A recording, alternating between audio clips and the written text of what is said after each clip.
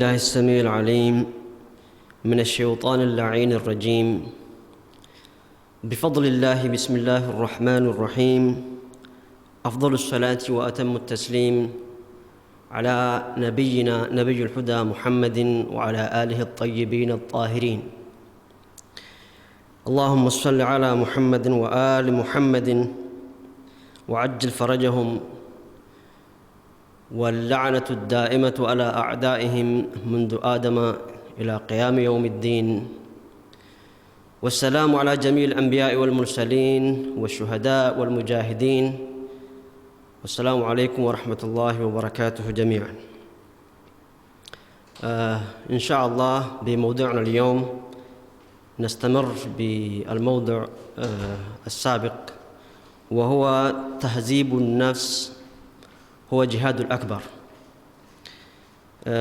إن شاء الله بزاريو برنامجنا كتلانت يقتل هونو تلانت يجمرنون من الباس لالقواچሁት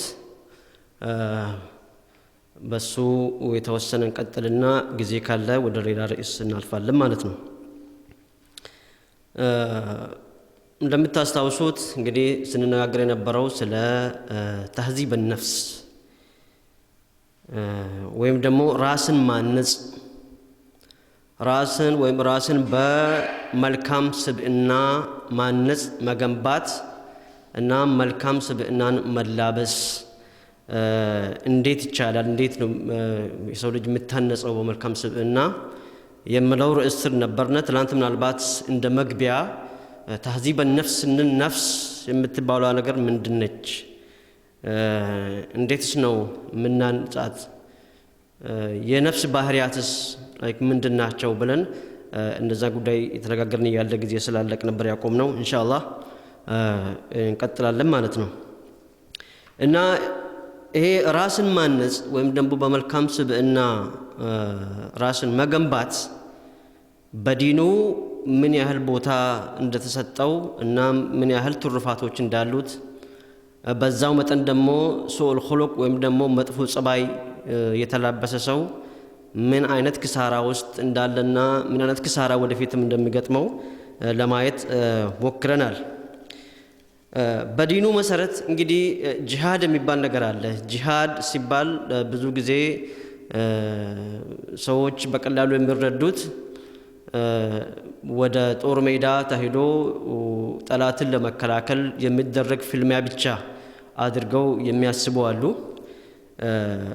ግን እዚህ ጋር የምናየው ከሁስኑል ኹሉቅ ጋር በተያያዘ መልኩ ጂሃዱን ነፍስ ወይም ራስን በመልካም ስብዕና ማነጽ በራሳችን ላይ ጂሃድ መውጣቱ ነው ትልቁ ጂሃድ ተብሎ እየተገለጸውና ይህንን በማስመልከት ከነብዩ የተያዘ ሐዲስ አኢማዎች ሲነግሩን ምን ይላሉ? عن أبي عبد الله الإمام جعفر بن محمد الصادق عليه السلام أن النبي صلى الله عليه وآله بعث سرية فلما رجعوا قال በዚህ ሐዲስ የሚነገር ምንድነው? አንዴ ነብዩ የተወሰኑ ጀማዓዎችን የተወሰነ ግሩፕ ወደ ጂሃድ ላኩ። ያን የተወሰነ ጀማዓ ወደ ጂሃድ ልከው ግዴታቸውን ፈጽመው ከተመለሱ በኋላ ያሏቸው ነገር አለ። ልክ ሲመለሱ ምንድነው ነብዩ ለነዛ ጀማዓዎች ያሉት? مرحبا بقوم قضوا جهاد الأصغر وبقى عليهم جهاد الأكبر. فقيل يا رسول الله ما الجهاد الأكبر؟ فقال جهاد النفس. هي مالت من مالتنا نبي يتوسن جماعة ويبدأ بجروب لجهاد ልከው ግዴታቸውን ፈጽመው ከመጡ በኋላ ምንድነው ያላቸው? مرحبا بقوم قضوا جهاد الأصغر. ትንሿን ጂሃድ አጠናቃችሁ ለመጣችሁ ጀማዓ ወይም ግሩፕ مرحبا بكم እንኳን ደህና መጣችሁ፣ ትንሿን ጂሃድ አጠናቃችሁ የመጣችሁ وبقي عليهم الجهاد الأكبر تلقوا جهاد قند قنا يقرال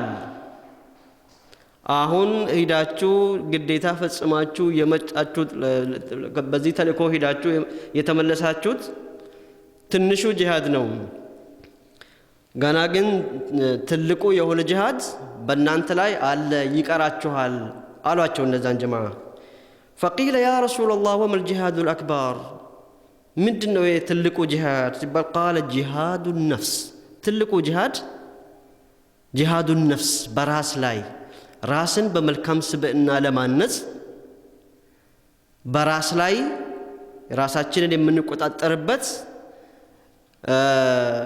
ራሳችንን ዲኑ በሚፈልገው መልኩ በመኖርበት ህብረተሰብ ውስጥ በሚመች መልኩ ችግር ሳንፈጥር ዲኑ ከኛ የሚጠብቀንን ኃላፊነት መወጣት ለዛ ጉዳይ ራሳችንን ማነጽ ወይም ደግሞ በመልካም ስብዕና ራስን መገንባት ነው ትልቁ ጂሃድ ብለው የተነገረው ማለት ስለዚህ ቀላል ነገር አይደለም ማለት ነው ይሄ ሰው ወደ ጦር ሜዳ ሄደው ጠላትን ለመከላከል ወይም ደግሞ ፍትህን ለማስፈን በየበረሃው ሂደው ተዋግተው ምናልባት ነፍሳቸውንም ሰውተው የሚመጡት ያን ጉዳይ ምንድነው የተባለው ትንሹ ጂሃድ ግን በራስ ላይ የምናደርገው ቁጥጥር ራሳችንን በመልካም ስብዕና ለማነጽ የምናደርገው ትግል እሱ ነው ትልቁ ጂሃድ ተብሎ የተገለጸው ማለት ነው ጂሃዱን ነፍስ ስለዚህ ትላንት ስናገር የነበረው ነፍስ የሚባለው ነገር ወይም ደግሞ የምትባለው የሰው ክፍል እንግዲህ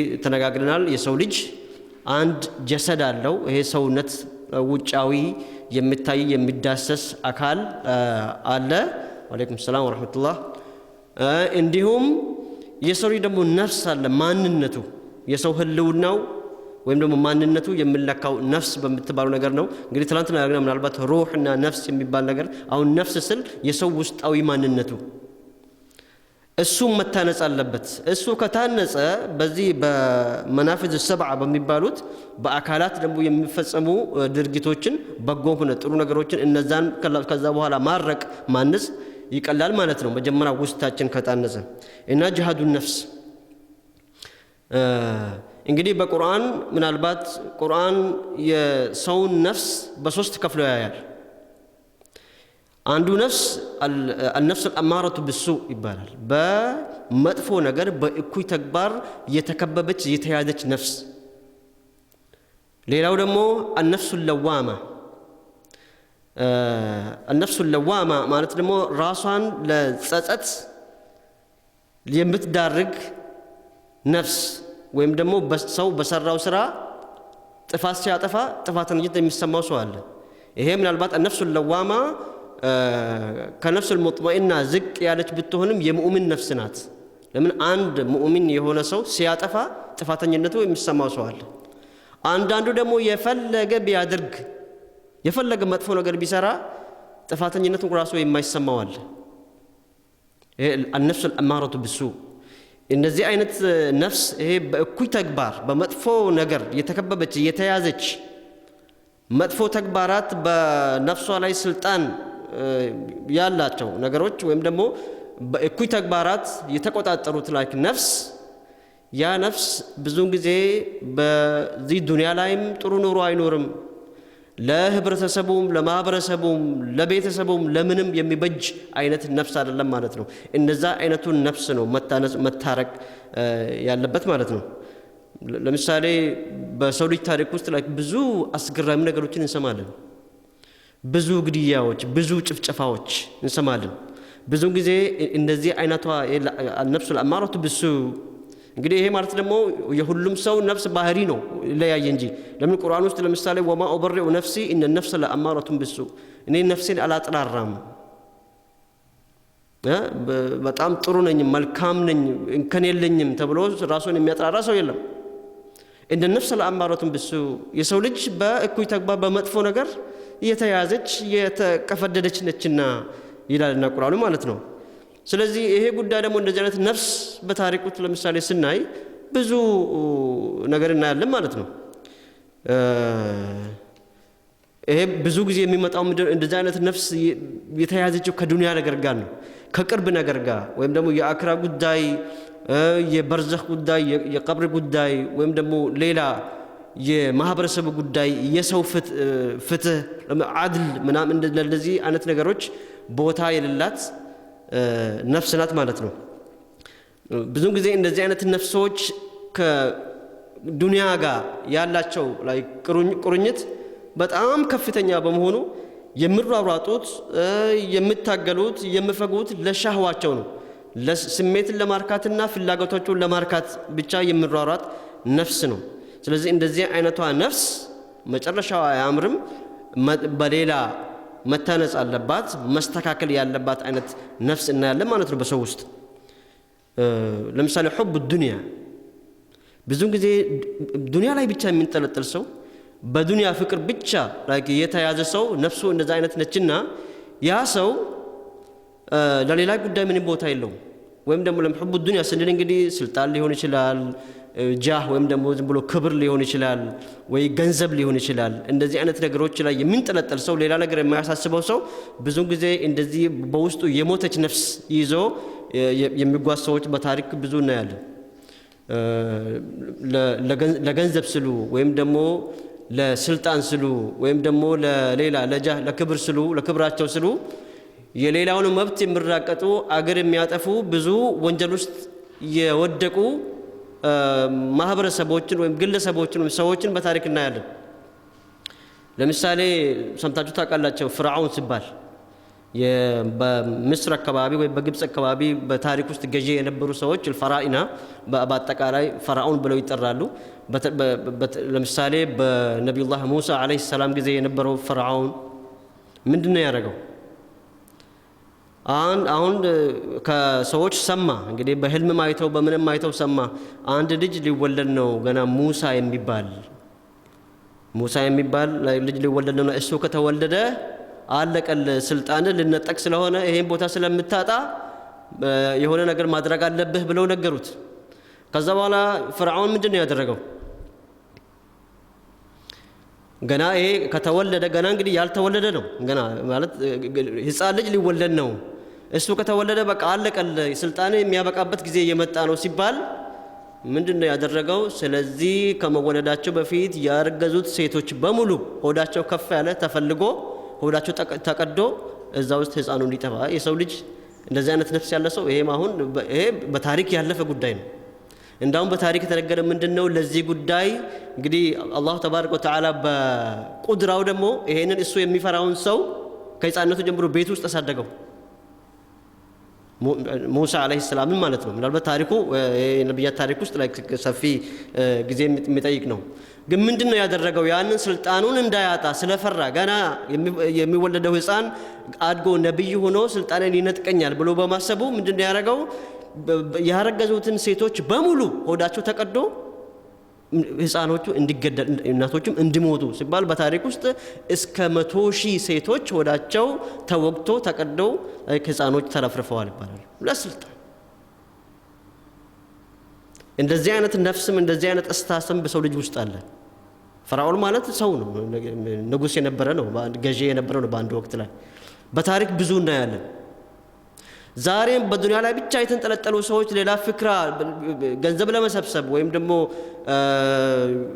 ክብር ብለው ለሚያስቡት ነገር ለማስጠበቅ ወይም ደግሞ ሌላ ስልጣናቸውን ለማስጠበቅ የማይፈነቅል የማይደረግ ደባ የለም።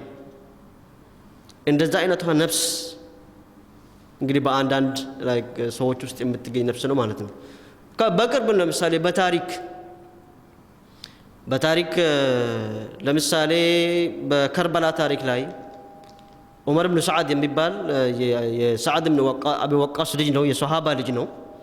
በ60ኛው ሂጅራ አካባቢ ማለት ነው።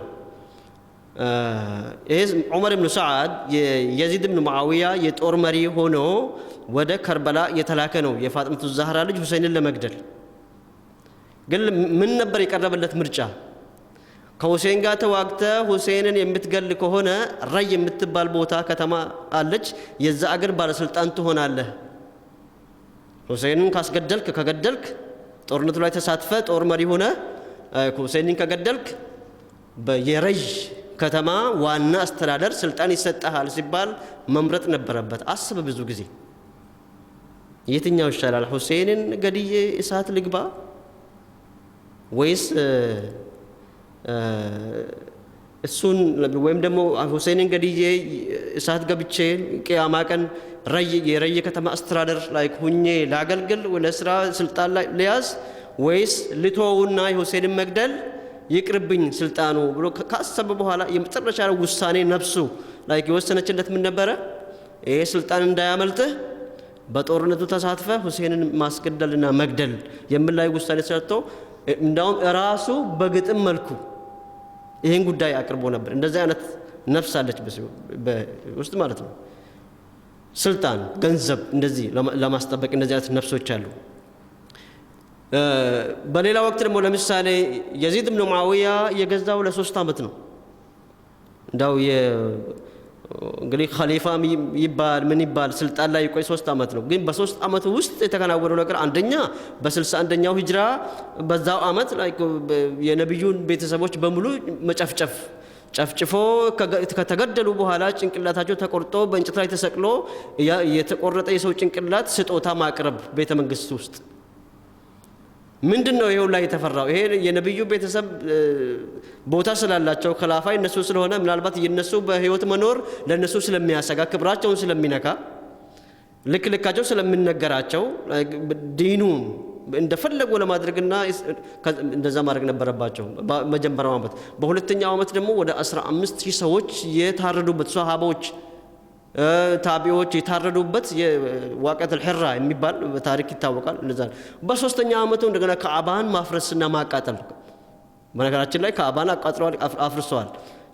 ይሄ ሁላ ምንድነው?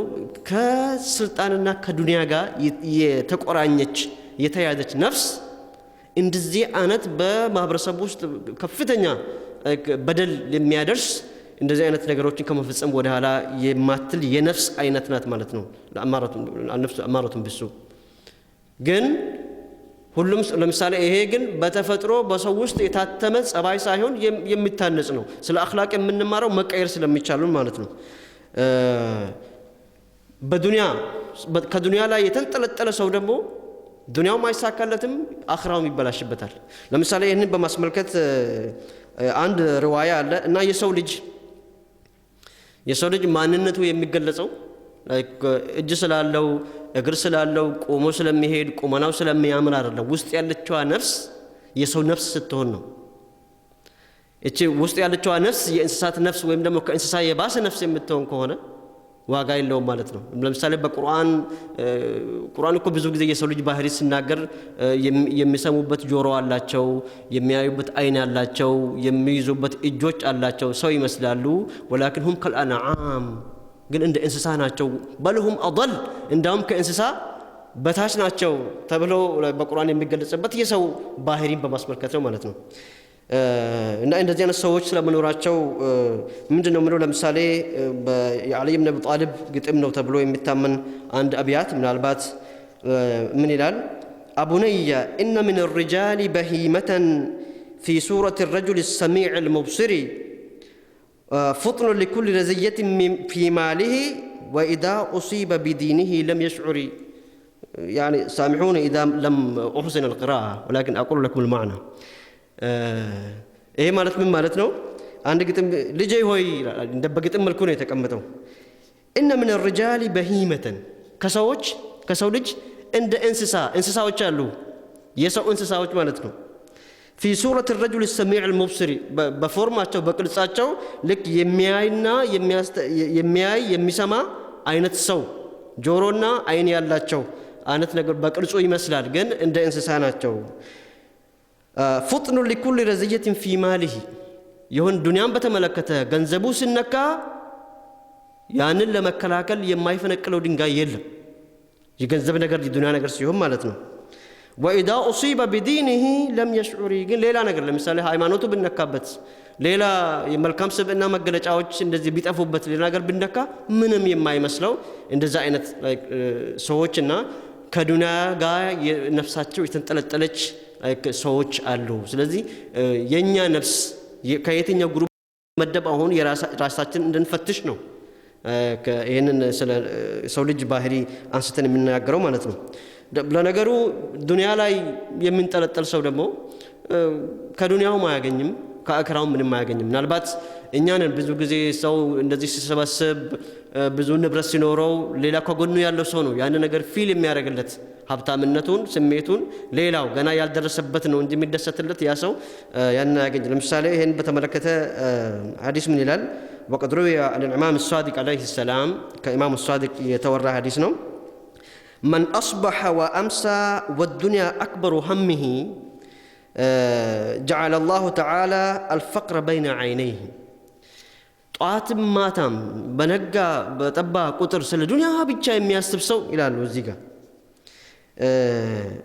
አክበሩ همه ትልቁ ሐሳቡ ጭንቀቱ ዱንያ ብቻ የሆነ ሰው ምንድነው የሚሆነው جعل الله تعالى الفقر بين عينيه ድህነትን ግን አላህ አይኑ መካከል ያደርግለታል ይላል የፈለገ ገንዘብ ቢሰበስብ ቢከብር ምን ቢል መኪና ቢገዛ ስንት ፎቅ ቢሰራ ሌላ ሰው ነው የሚያይለትና ይሄ ሰው እኮ በጣም ቆይናጠጥ ነው የሚለብሰው ልብስ የሚኖርበት ቤት የሚነዳው መኪና ተብሎ ሌላ ሰው ነው የሚደሰትል ያ ሰው የዱንያ ብቻ አስበው ዱንያን ካገኘ ማለት ነው ونجعل الفقر بين عينيه ስለዚህ አሁን ሰውየው የሚታየው ምንድነው ሁሌ ድህነት ነው ቤት በገነባ ቁጥር መኪና በገዛ ቁጥር እንደዚህ ንብረት ባገኘ ቁጥር ሌላ ተጨማሪ ጥማት እየጨመረ ነው የሚሄደው በነገራችን ላይ ይሄ ማለት ደግሞ ሰው ልጅ መኪና ያስፈልገውም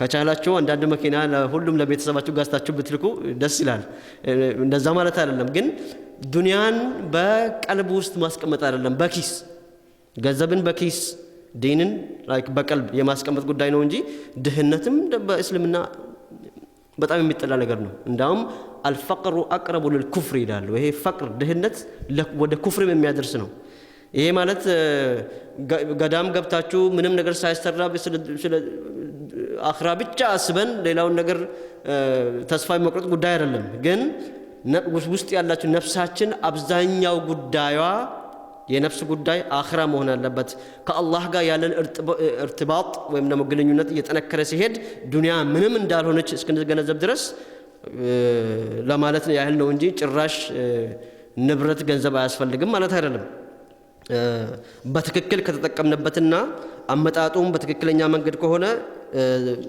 ዱንያ ትልቅ ነገር ነው አላህ ተባረከ ወተዓላ በቁርአን ሲነግረን ربنا آتنا في الدنيا حسنة وفي الآخرة حسنة وقنا عذاب النار በዱንያ ላይም ሐሰነ በጎን በአኺራም በጎን ስጠን ብላችሁ ዱዓ አድርጉ ተብሎ እሱ ነው ስለዚህ من أصبح وأمسى والدنيا أكبر همه جعل الله تعالى الفقر بين عينيه በነጋ በጠባ ቁጥር ስለ ዱንያ ብቻ የሚያስብ ሌላ ፍክራ የሌለው ሰው ያን ብቻ የሚያስብ ድህነትን የድህነት ስሜትን አይኑ መካከል እናደርግለታለን በሌላ መልኩ ደግሞ ላይክ ወሸተተ አምረሁ ሐሳቡም ይበታተናል የጭንቀት ኑሮ ነው የሚኖረው በሌላም የቁርአን አያ ምንድነው ለምሳሌ ቢስሚላሂር ረህማኒር ረሂም ወመን አዕረض عن ذكري فإن له معيشة ضنكا ይላልኩ ከኔ ዚክር ዱንያ ብቻ የሚያስብ ከአላህ ዚክር ምንም ስለ አኺራ የማያስብ ومن أعرض عن ذكري كان ذكر إنين كما استوس إنين كما ودس إني يزكوتن نجر كمسرات يكلكلكوتن كمكلكل يا فنجته نا يزور سو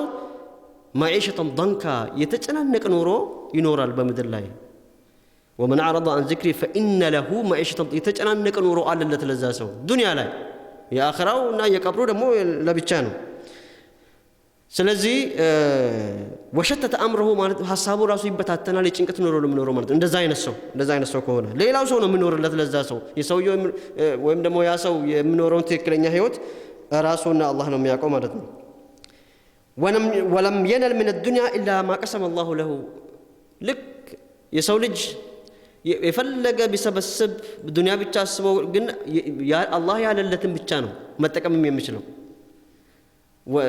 አላህ ያለለትን ብቻ ነው መጠቀም የሚችለው ሌላው ወይ ትቶ ይሞታል ወይ ሌላ ሰው ይበላዋል ወይም ደግሞ ያሰበውን ደስታ አያገኝበትም የሚያገኘው ከዛ ከሰበሰበው ራሱ ዱንያ ጥቅሙን የሚያገኘው አላህ ያለለትን ብቻ ነው አንዳንዴ የአላህ ህክማ በጣም ይገርማል ለምሳሌ አንዳንድ ሰዎች ብዙ ንብረት ይኖራቸውና እንዳው የሚበላ ነገር ሁሌ ቢፌ ነው ከዚህ ዘድ ይደርሳል ታውቁታላችሁ ግን ከዛ ላይ ምንድነው ይበላው ይሄንን ትንሽ ደረቅ ዳቦ አንስቶ ጥግ ይቀመጣል። ይሄን አልበላም ጨጓራ፣ ይሄኛው ስኳር፣ ይሄኛውንም አልበላም እንደዚህ እችን አልበላም ተብሎ ግን እዛ ለምሳሌ እኛ ሀገር በረንዳ የሚያድረው ሰው በፌስታል ቁጭ ያደርግና አንደኛ ሀብታሙ ቅልጥ ያለ ፍራሽ ላይ እንዳው ምንም ቀዳዳ የሌለበት ቤት ውስጥ ይተኛና ጧት ተነስቶ ብርድ መታኝ ብሎ ወደ ሆስፒታል። ዳግን የአላህ ምስኪኖች በረንዳ የሚያድሩት እስፓልት ላይ አድረው ሆስፒታል ብትወስዷቸው ሳምባቸው ንጹህ በፌስታል የተቀመጠችዋን ምግብ እንዴት አድርጎ ተሻምተው እንደሚበሉ ጨጓራ ያለ ስኳር የለ ምን የለ። አንዳንዴ የአላህ ሕክማ አለ። ይሄ ማለት ግን እንደዛ መሆን አለበት የሰው ልጅ ይሄ ጥሩ ኑሮ ነው ማለት አይደለም። ግን እቺ ለዱንያ ያለን አስተሳሰብ እኛ እንደምናያት አይደለችም ጉዳዩ ማለት ነው። ስለዚህ አላህ ያለለትን የሰው ልጅ ደግሞ የሚያስፈልገውን ያገኛል። የሰው ልጅ በሙሉ ወማም እንዳበት እንደ አላህ ርዝቁሃ አላህ ተባረከ ወተዓላ ርዝቁን በተወሰነ መልኩ ሲያስቀምጥለት የሚበቃውን ድረስ ሲያስቀምጥለት ወደዚህ ዓለም የሚመጣ ፍጡር የለም። ግን ችግሩ ምንድነው? እኛ የምንፈልገውና የሚያስፈልገን እንሰህ ተዕቢር እኛ የምንፈልገው ጉዳይ አለ። የሰው ልጅ የሚፈልገው ማግኘት አይችልም ተፈጥሮ لو كان لابن آدم واديا من ذهب يحب أن يكون له واديان لو اثنان ثلاثة لو ثلاثة أربعة يسوي لج عند شلقو مولو ورك بهون اللي تلال ያችን ካገኘ በኋላ አሁን ደግሞ ሌላ ሸለቆ ደግሞ ባገኘው ይላል። ያንንም ቢያገኝ 3 4 5 እያለ እየባከነ የሚኖር ፍጡር ነው የሰው ልጅ በተፈጥሮ ማለት ነው። ወደ አላህ ካልዞረ አኺራ የሚባል ነገር መኖሩን እንትን ካላለ ማለት ነው። ስለዚህ ያ አላህ ያለለትን ነገር ያገኛል።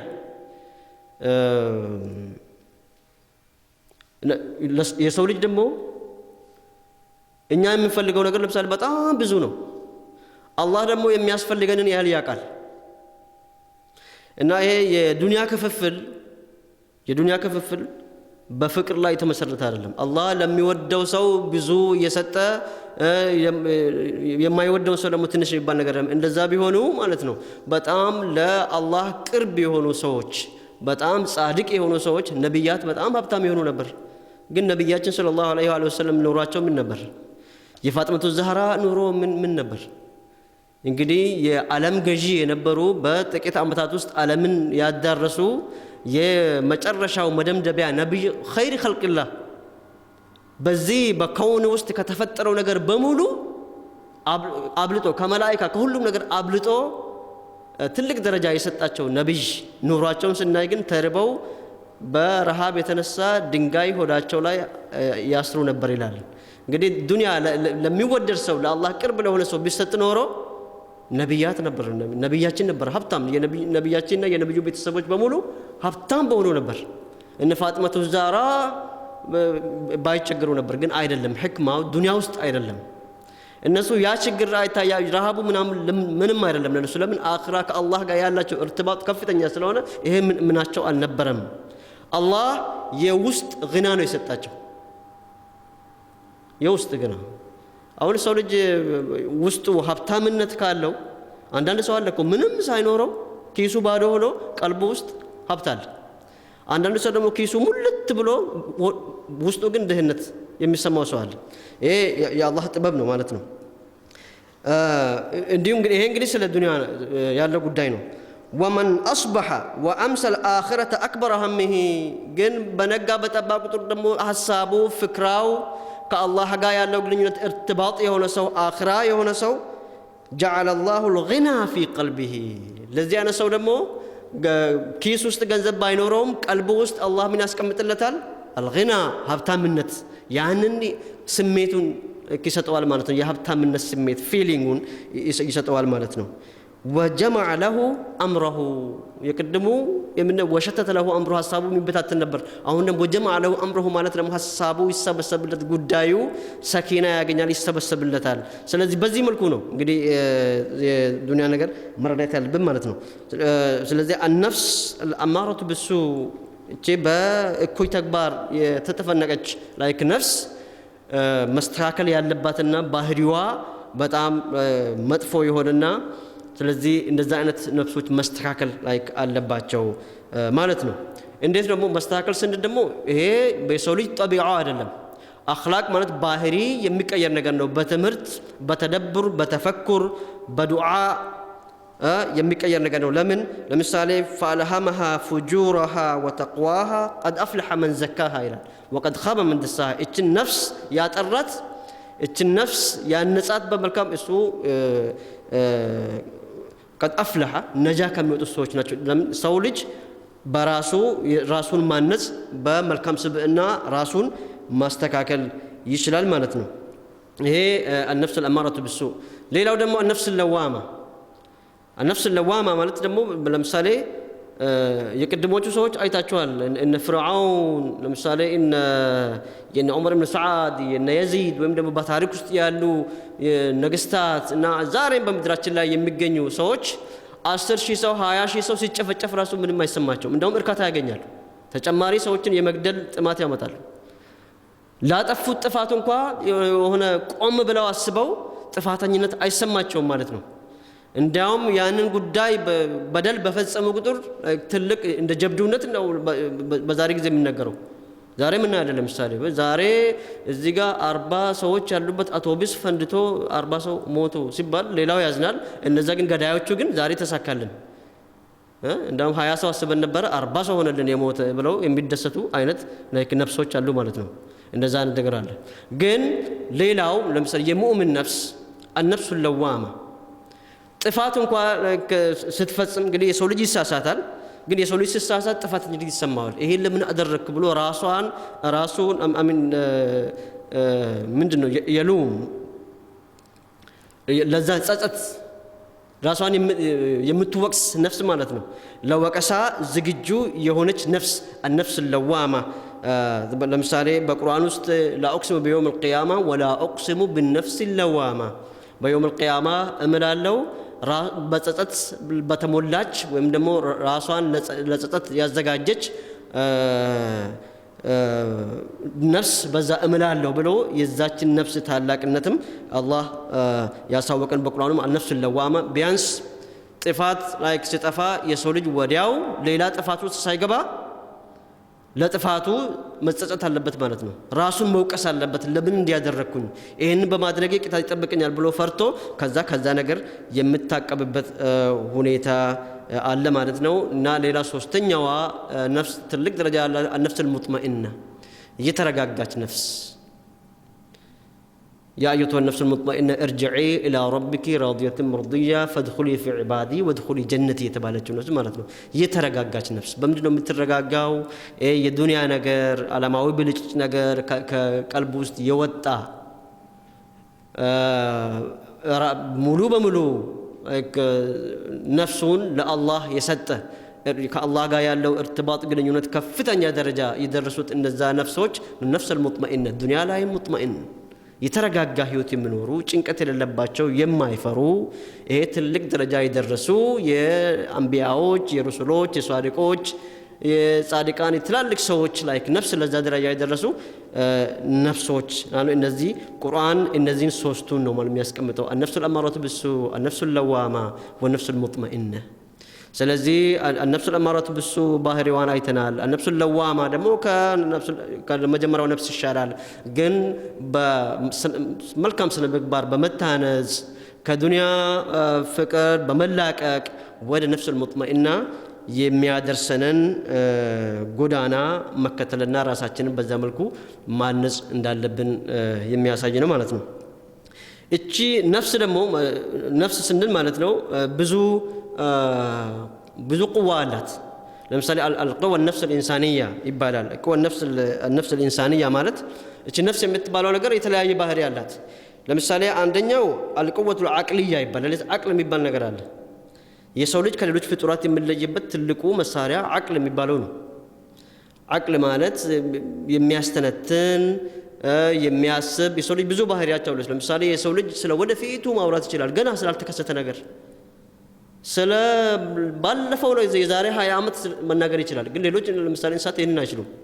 ጅብ ለምሳሌ የሆነ የሞተች አህያ ካገኘ ጓደኞቹን ለመጥራት ይጮሃል እንጂ ወዲያው አህያ ካገኘ በኋላ ግን ነገ አህያ ጋር እንደዚህ የሞተች አህያ ካገኘው እጠራቸዋለሁ ብሎ መናገር አይችሉም። ወይም ደግሞ ትላንት እኮ የሆነች አህያ አግኝተን ጠርተናችሁ ነበር አልመጣችሁም ብሎ መናገራችን ነው። ወዲያው እንደዛ አይነት ባህሪ ያለው የወደፊቱን እንደዚህ ማስተንተን አዙሮ የማየት የተፈኩር የተደብር መሳሪያ ወይም ደግሞ አቅል ያለው የሰው ልጅ ነው። ስለዚህ ነፍስ የሰው ልጅ ነፍስም አንድ ይሄ ቁዋ አላት። የአቅል ቁዋ ይባላል፣ የአእምሮ ላይ ቁዋ ይባላል። ሌላው ደግሞ አልቁወቱል ገደብያ አንዱ ደግሞ የቁጣ ወይም የመቆጣት ማለት ቁጣ ስንል ለምሳሌ መገንፈል ብቻ አይደለም። የሰው ልጅ ለምሳሌ የሆነ ነገር ሲመጣበት ራሱን ለመከላከል የቁወቱል ገደብያ ይጠቀማል ማለት ነው። ይሄ የአልቁወቱል አቅልያ አቅል በመሰረቱ መጥፎን ከጥሩ ነጃሳን ከጣሃራ በጎ የሆነ ነገር እኩይ ከሆነ ነገር የምንለይበት መሳሪያ ነው በትክክል ከተጠቀምነበት ማለት ነው። አቅልያ ከዛ ውስጥ ለምሳሌ ሌሎች ቁዋዎች ደግሞ አሉ። አልቁዋ አልገደብያ ለምሳሌ አልቁዋ አልገደብያ ለምንድን ነው የሚጠቅመው? በነገራችን ላይ ሁሉም እነዚህ ቁዋዎች ይጠቅማሉ። አቅልም እንደምጠቅም ለምሳሌ ገደብ ማለት ራሳችንን ከጥፋት ወይም ደግሞ ከሸር ከአዛ የምንከላከልበት የውስጥ ስሜት አልቁወቱል ገደብያ ይባላል። ለምሳሌ ቤተሰባችን ላይ ስነካ እንቆጣለን ወይም መብታችን ስነካ እንቆጣለን። ወይም ደግሞ ዲን ሃይማኖት ያለው ሰው ዲኑ ሲነካበት ቁጣ አለ። ያ ቁጣ በመጠኑ ሲሆን ጥሩ ነው። ለምን? ከመጥፎ ነገሮች የምንከላከልበት ነው። ለምሳሌ የሰው ልጅ በተፈጥሮ ይቀናል አይደለም? ቀናቱ ድንበር አላለፈም እንጂ ለምሳሌ ባሉ ወይ ምስቱ ስትነካበት ምንም የማይመስለው ሰው ችግር አለ ማለት ነው ውስጡ። የቁዋ አልገደብያ የሞተ ሰው ነው። ይሄ እንደ የአሳማ ባህሪ ላይክ ያለው ሰው ነው ማለት ነው። በመጠኑ ላይክ ሲጠቀምበት አስፈላጊ ነው። ወይም ደግሞ ለምሳሌ አንድ ሰው መብቱ ሲነካ አንዱ ሰው መጥቶ በጥፊ ስለው በዚህ ምን ድገም የሚል ከሆነ ችግር አለበት ማለት ነው። ለምን? ውስጥ ያ እንትን አለው ውስጣዊ አልቁዋ አልገደብያ ደግሞ ራሱን ለመከላከል ራሱን ከአዛዎች ከሸሮች ከተለያዩ ነገሮች ድፋዕ ለማድረግ የሚጠቀምበት የውስጥ ኃይሉ አልቁዋ አልገደብያ ይባላል። ግን አሁን እንግዲህ አቅል መጥፎን ከጥሩ ይለያል ብለናል። ገደብ ግን ለምሳሌ እንደ አጠቃቀሙ ይለያል። ገደቡ ከተፍሪጥ ወይም ደግሞ ኢፍራጥ የወጣ ከሆነ ለምሳሌ አንዳንድ ሰው ሲናደድ ምንድን ነው የሚያደርገው? በቃ በትንሽ ነገር ይናደድና እቃ ቤት ውስጥ መስበር፣ ሌላውን በአካባቢ ያሉትን ሰዎች መምታት የሚገነፍል እንደዛ የማይቆጣጠር ሰው አለ። ይሄ ደግሞ ከድንበሩ የወጣ አይነት ቁጣ አለ። ይሄ ቁጣ ለምሳሌ በመጠኑ ሲሆን ወደ ጀግንነት ይቀየራል። ለምሳሌ ቁጣውን ተቆጣጥሮ በትክክል የሚጠቀም ሰው ገደብ የነበረው ወደ ሽጃዕ ወደ ጀግንነት ላይ ይቀየራል ማለት ነው። አቅል ደግሞ ለምሳሌ አቅልም ለመጥፎ ነገር መጠቀም ይቻላል፣ አቅል በማሰብ ማለት ነው። ግን ይህንን አቅል በትክክለኛ ቦታ ሲጠቀም የሕክማ ወይም ደግሞ ወደ ጥበብ የሚወስደን መሳሪያ ነው አቅል የሚባለው ነገር ማለት ነው። ስለዚህ የሰው ልጅ ነፍስ አራት አይነት ቂዋ ወይም ደግሞ ቁዋ አላት ይላል። አልቁወቱል አቅልያ ነው አንዱ፣ አልቁወቱል ገደብያ። ሌላው ደግሞ አልቁወቱ ሸህውያ የሀዋ የስሜት የፍላጎት። ለምሳሌ የሰው ልጅ የመብላት ፍላጎት አለው ተፈጥሮው ነው። የመጠጣት ፍላጎት፣ የጾታ ግንኙነት ፍላጎት፣ እነዚህ አልቁዋ አልሸህውያ ይባላሉ። ግን ይህንንም የሆነ መታነጽ አለበት፣ ድንበር ሊበጅለት ይገባል። ለምን? አንደኛ ከነጭራሹ ማጥፋት አይቻልም እነዚህ ነገሮች። ለምሳሌ ቁጣ የሚባለው የውስጥ ኃይል ከነጭራሹ ከጠፋ የሰው ልጅ ወደ ሌላ ባህሪ ይይዛል ማለት ነው፣ ምንም ራሱን ከምንም ነገር የማይከላከል።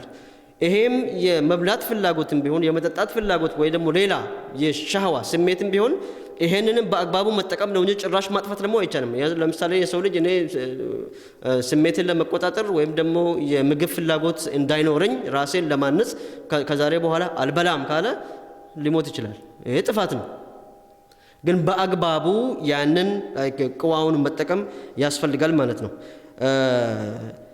እንዲሁም ለምሳሌ የቁዋ የጾታ ግንኙነት ላይ ፍላጎትም ቢሆን ለምሳሌ በእስልምና ውስጥ ምናኔነት የለም። በአግባቡ አላህ በሚፈቅደው መልኩ ሐላል በሆነ መልኩ ያንን መጠቀም ነው እንጂ አይ እኔ ራሴን ማነጽ አለብኝ ከነዚህ ነገር ጭራሽ መራቅ አለብኝ ተብሎ ከነጭራሹ ወደ ጽንፍ አይገባም ማለት ነው። ጽንፍ ከላይም በጣምም እንደፈለግነ ስሜታችንን መጠቀም የለብንም፣ እንዳለ ገለን ዜሮ ማድረግም የለብንም። ስለዚህ ግን በሙዕተድል በሆነ መልኩ መታነጽ ያስፈልጋል ማለት ነው። ሌላው አልቁወቱል ወህሚያ የሰው ልጅ ደግሞ ነፍስ ሌላ ቁዋው ምንድነው?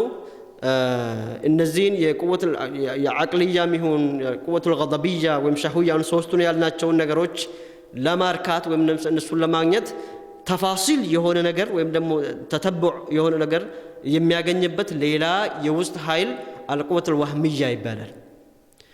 የሰው ልጅ በነገራችን ላይ ስለሌለ ነገር ማሰብ ይችላል።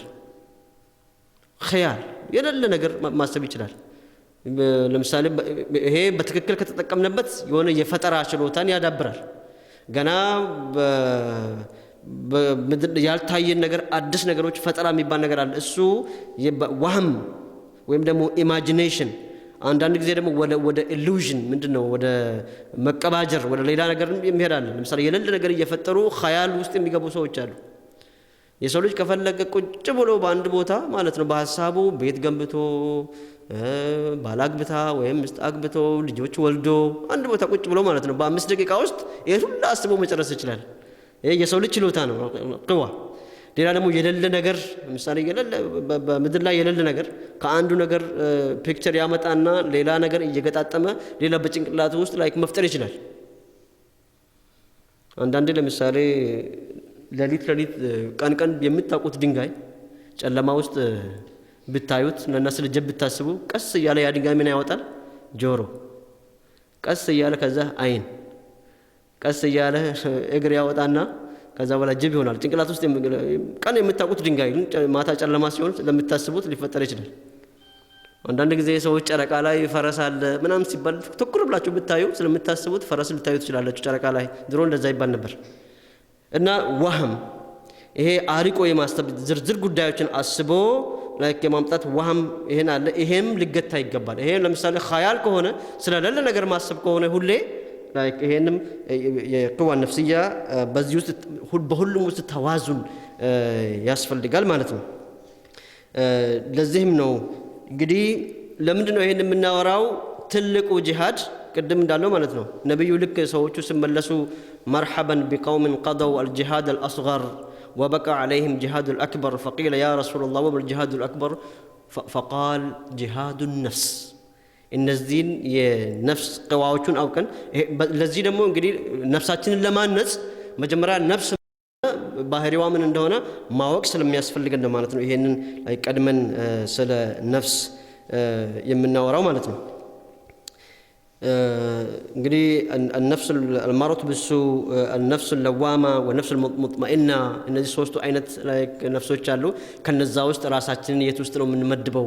እንዴት ነው ወደ ነፍስ المطمئنة ወደ ሰኪና በተሞላበት ላይ ሙጥማኢን ወደ ሆነችዋ ነፍስ አይነት የምንመጣው በምን መልኩ ነው የሚለውን ማሰብ ነው ማለት ነው። ስለዚህ ራሳችንን ለማነጽ ደግሞ ራሳችንን ለማነጽ ወይም ደግሞ የሚረዱን እንግዲህ አካሄዶች አሉ። አንዱ ለምሳሌ ሚዛኑ ተዝኪያ እንዴት ነው ራሳችንን የምናነጸው? ለምሳሌ በመልካም ስነ ምግባር ለመታነጽ ምን ያስፈልገናል የምነውን ስናይ መጀመሪያ ላይ ሚዛን ተዝኪያ ያንን በጎ ስነ ምግባር ወይም ደግሞ መልካም ስብዕና የምናገኝባቸውን ምንጮች ማወቅ አስፈላጊ ነው ማለት ነው። እንግዲህ ትልቁ ምንጭ በእስላም ውስጥ ትልቁ ምንጭ ቁርአን አልዓዚም አልቁርአኑል ከሪም። መልካም ስብዕና ትሩፋቱ ምንድነው? እንዴት ነው እሱ በዛ በጥሩ ጸባይ በሁስኑል ኹሉቅ መታነስ የሚቻለው የሚለውን ትልቁ ምንጭ አንዱ የምናገኘው ከቁርአን ጋር በመተዋወቅ ነው። በቁርአን ውስጥ ባለፈው እንደተነጋገርነው ምናልባት የቁርአን 25% ወይም ደግሞ ሩቡ ያህል በኢሻራም ይሁን በነህይ ይሁን በአምር መልኩ ይሁን የሚያወራው ስለ ኹሉቅ ነው፣ ስለ መልካም ስብዕና ነውና ከዛ ከቁርአን አንዱ ምንጭ ነው ማለት ነው። ለምሳሌ ነብዩ ኹሉቃቸው ወይም ደግሞ እሳቸው ሲጠየቁ የነብዩ ኹሉቅ ምን ነበር ብለው ሲጠየቁ ካነ ኹሉቁሁ አልቁርአን ነብዩ ቁርአን ናቸው ስነ ምግባራቸው ወይም ደግሞ ጸባያቸው ራሱ ቁርአን ነው ተብሎ የተገለጸ ነው ስለዚህ ከቁርአን እነዚህ እንደ ምንጭነት ለመልካም ስብዕና እንደ ምንጭነት የምንጠቀመው አንዱ የአላህ ክታብ ወይም ቁርአን ማለት ነው ሌላው እንደምታውቁት አርረሱሉል አክረም ሰለላሁ ዐለይሂ ወሰለም የነብዩን ህይወት የነብዩን ታሪክ የነብዩን ስብዕና የነብዩን አኗኗር በማጥናት በማወቅ ራሳችንን በነብዩ ውስጥ እኛ ቁድወቱል ሐሰና ነብዩን እንድንከተል ነብያት ለአንድ ህዝብ የሚላኩት ህዝቡ ከዛ ነብይ ተምሮ ከህይወቱ ከሚለው ነገር ከሚሰራው ነገር ህዝቡ በዛ ተምሮ እንዲታነጽ ስለሆነ እኛም ትልቁ ታላቁ ነብያችን የኖሩትን ህይወት የነበራቸውን ስብዕና በማጥናትና በማወቅ ያንን ስብዕና ለመላበስ ከመጣር ነውና ሁለተኛውና ትልቁ ምንጭ الرسول الأكرم صلى الله عليه وآله وسلم ናቸው ማለት ነው ሌላው መልካም ስብዕናን ደግሞ የምንማረው ነብዩ ራሳቸው በአላህ ወህይ መሰረት ከሳቸው በኋላ ይሄንን ህዝብ ለመምራት ያስቀመጡትን አህለል ቤት የተባሉትን ላይ ክፍል ወይም ደግሞ የثقلين ወይም ደግሞ የሰቀለይን ከዚህ በፊት ምናልባት የነበራችሁ ተምረናል ስለ ሐዲስ ሰቀለይን እነማን እንደሆኑ አህለል ቤት ማን ናቸው የሚለውን በዝርዝር አይተናልና ሶስተኛው ምንጭ ስለ አኽላቅ ስለ መልካም ስብዕና የምንማረው ከአህለል ቤት ነው ማለት ነው ለምን ያው ነብዩ ተናግረዋል ከሳቸው በኋላ እሳቸውን የሚተኩና የቁርአን አቻ ሆነው ያስቀመጧቸው አካላት አህለል ቤት እንደሚባሉና እነሱን መከተል ወይም ደግሞ የነብዩን መከተል እንደሆነና የአህለል ቤት ስብዕና የነብዩ ስብዕና ላይክ እንደሆነ እንደ ሶስተኛ ምንጭነት የሚያገለግሉን የአህለል ቤት ታሪክን የአህለል ቤት ኑሮን እነሱ የኖሩትን ኑሮ እነሱ የነበራቸውን ስብዕና እነሱ የነበራቸውን ጸባይ ማወቅና ካወቅነ በኋላ በስራ መተርጎምና ያንን ስብዕና በመላበስ እንደ ምንጭነት ያገለግላሉ ማለት ነው ሌላው ደግሞ ከዑለማዎች አሉ ምናልባት በዛሬ ጊዜ እንደዚህ አይነት ዑለማዎች እያነሱ ናቸው ምናልባት በዚህ ሴንቸሪ እንጂ አሉ በየቦታው ግን ዑለማዎች የነበሩ ዑለማዎች በተለይ ለምሳሌ በአገራችን ብዙ ዑለማዎች ነበሩ ዛሬም አሉ ህዝብ እንደዛ የወደዳቸውና ህዝብን ቀልብ ገዝተው በጣም ለመወደድ የበቁት ሀብታሞች ገንዘብ ስለነበራቸው ህዝቡን ወይም ደግሞ በጉልበት ስለሚያስተዳድሩ አልነበረም ምናልባት በሰሜኑ ኢትዮጵያ ክፍል በደቡብም በምዕራብ በምስራቅም ታላላቅ ሰዎች ነበሩ እኛ ለምሳሌ የምናውቃቸው በተለይ ለምሳሌ በሰሜኑ ክፍል እነ ሙፍቲ ዳውድ የሚባሉ እነ ሙፍቲ ስራጅ እነ የአማነምባ ሼኾች ከዛም በኋላ ደግሞ ጎዳነምባ አካባቢ የነበሩ ላይክ መሻይኾች በአርሲ አካባቢ የነበሩ እነ ሼኽ ሁሴን ባሌ የሚባሉ በወለጋ ምን አቡል አባስ በጣም ታላላቅ መሻይኾች ነበሩ አሁን ታሪካቸው ሲጠና ለነገሩ ከመካ ቀድሞ እስልምና የገባው ኢትዮጵያ እንደሆነ ታውቃላችሁ ኢትዮጵያ ማለት የመጀመሪያው የሂጅራ ሀገር ናት በጃፈር ኢብኑ አቢ ጣሊብ የሚመራው የሙሃጅሮች ቡድን መጀመሪያ የደረሰው ነጃሺ አህመድ ነጃሺ የሚባለው የኢትዮጵያ ንጉስ በጊዜው በኋላ እንዳውም ለማይክ እስልምናን የተቀበለ ለዛ ነው ለምሳሌ በኢትዮጵያ ታሪክ ውስጥ አህመድ ነጃሺ ብዙ ጊዜ አይሰማም ታሪኩ ለምን ያው እስልምናን ተቀበለ ተብሎ ስለሚታመን ታሪኩ ብዙም አይወራም ሌሎች ንጉሶች ታሪክ ብዙ ይወራል እና ያን የገባ ከአህለል ቤት የመጣ ዲን ስለሆነ በጊዜው የነበሩ ሰዎችም ለምሳሌ እነዚህ መሻይኾች በሙሉ ታሪካቸው ሲጠና ሂዶ ወደ ነብዩ ዘር የሚገቡ አይነት ሳዳቶች ስለነበሩ ያንን ስብዕና ይዘው ወደዛ ስለመጡ በአገራችን የነበሩ ታላላቅ ላይ መሻይኾች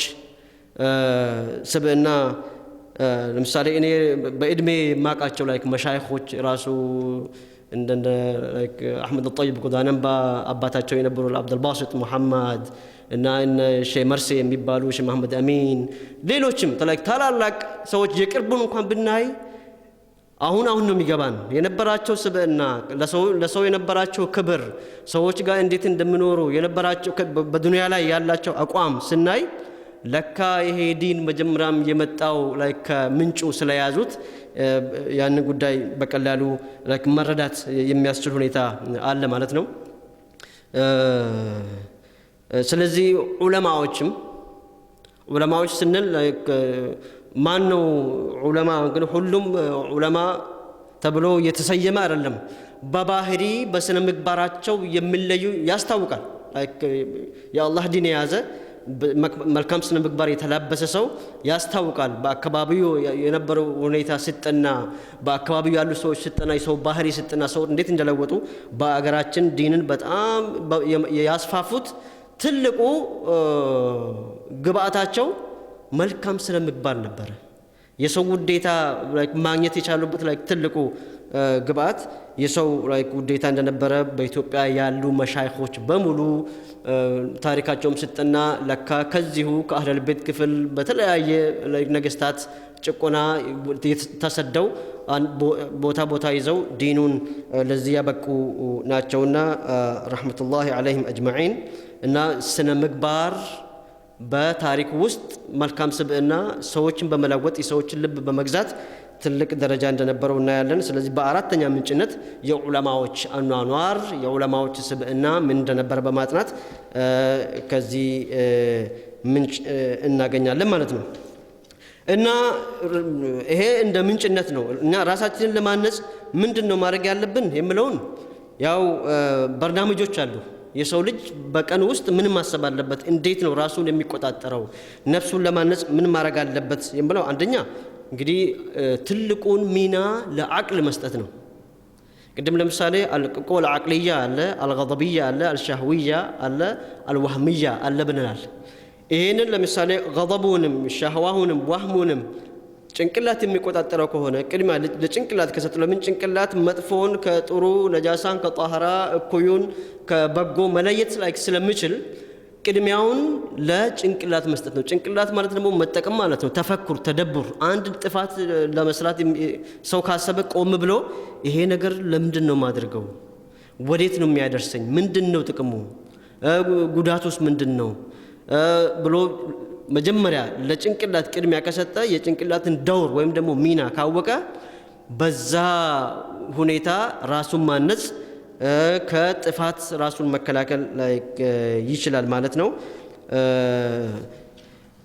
ሌላው ምናልባት እንደ በርናምጅ ወይም ደግሞ እንደ በራሳችን ላይ የምንሰራው ስራ አለ።